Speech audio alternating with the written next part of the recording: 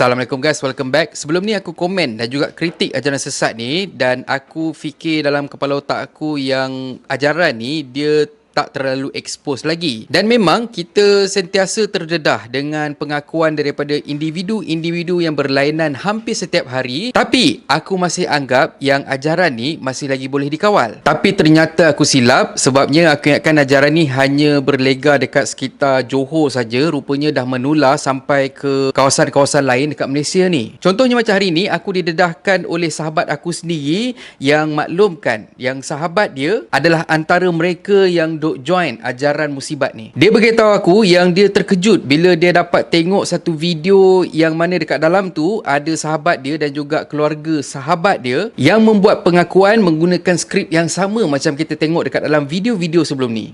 Assalamualaikum, nama saya Zulnaim. Nama saya Zumadi. Saya Syazin Anissa. Saya Syafiqah. Saya Sarina. Saya Syazin Amza. Kami bersetuju dan menyokong ajaran Syiah yang dibawa oleh Suhaimi bin Muhammad yang mengatakan Allah itu adalah Muhammad. Nabi Muhammad memegang pangkat bagi Allah. Nabi Muhammad tidak dilahirkan dan tidak diperanakkan. Dan Nabi Muhammad juga bukannya lelaki dan bukan perempuan. Kerana itulah Nabi Muhammad yang dikatakan tiada kemaluan. Nabi Muhammad adalah ummi dan semua makhluk adalah cahaya baginda yang disuruh Allah.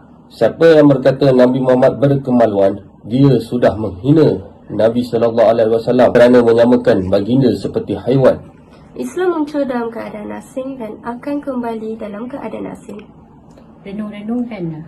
Kalau sebelum ni aku hanya mampu ulas dan juga react pasal ajaran sesat ni mengikut hukum dan juga kenyataan dari followers musibat ni, tapi kali ni aku nampak ada peluang untuk aku korek sikit pasal situasi pengikut-pengikut Syiah ni. Ikutkan sahabat aku dan juga sepupu kepada pengikut ajaran sesat Syiah ni, Mamat ni dan juga keluarga dia sangat-sangat baik dan memang tak nampak apa-apa perubahan ketara dekat dia orang ni semua. Dan budak ni pun sebenarnya budak sekolah agama. Perubahan ketara hanya dapat dilihat bila kata pengikut ajaran sesat ni dah nak berhijrah ke luar negara, atau lagi spesifiknya bila kata diorang nak pergi ke New Zealand. Mamat ni dipercayai kenal dan juga terdedah dengan ajaran Syiah ni disebabkan mak dia memang aktif dekat dalam geng-geng ataupun komuniti Syiah, dan awalnya dia keberatan untuk ikut. Lepas tu dia pergi jugalah perjumpaan geng-geng Syiah ni, dan lepas tu dia pun terus follow ajaran si Suhaimi Muhammad ni. Sahabat-sahabat Mamat ni pun sememangnya ambil berat pasal Mamat ni, tapi seorang pun tak dapat jangka yang Mamat ni dan juga keluarga dia sanggup untuk buat keputusan yang sangat menyedihkan ni. Ikutkan sepupu pengikut ajaran sesat ni, dia memang perasan sepupu dia ni memang berubah secara total, dan dia tahu perubahan tu ialah kehendak Mamat tu sendiri.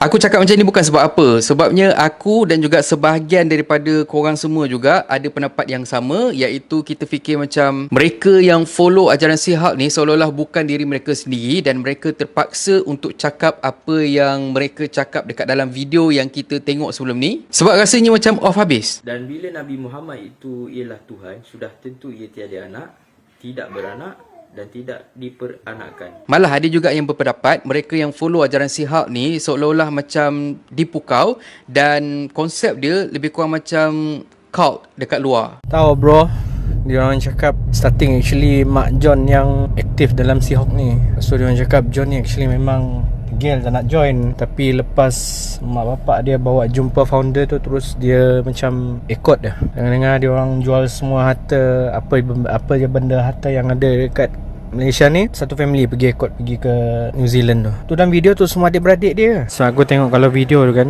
dan cara John dia reply semua message, kalau kau tengok semua chat tu memang dia orang EE semua ada kira tembak dia lah. Aku tengok macam mungkin orang lain yang control Facebook Zulnaim ni. Tahu lah, kuat hati aku rasa macam dia memang kena paksa tak, macam kena control. Tak tahulah, aku rasa yang dia orang ni bukan sebab air tu. Aku rasa memang ada kena macam hypnotize ke benda. Sebab bila aku tengok dia orang Syiah ni, dia orang buat macam orang US tak, yang ada yang cabang yang court ke apa benda tu. Dia orang bawa jauh-jauh, kira macam dari civilization. So dia orang punya member tak dapat keluar, jangan keluar, cari keluar, lari keluar. Lepas tu saksi tu lah. Lepas tu lama-lama paksa juga ikut. Kalau dapat jumpa tempat dia orang, hei, seriously lah, seseorang aku bantai.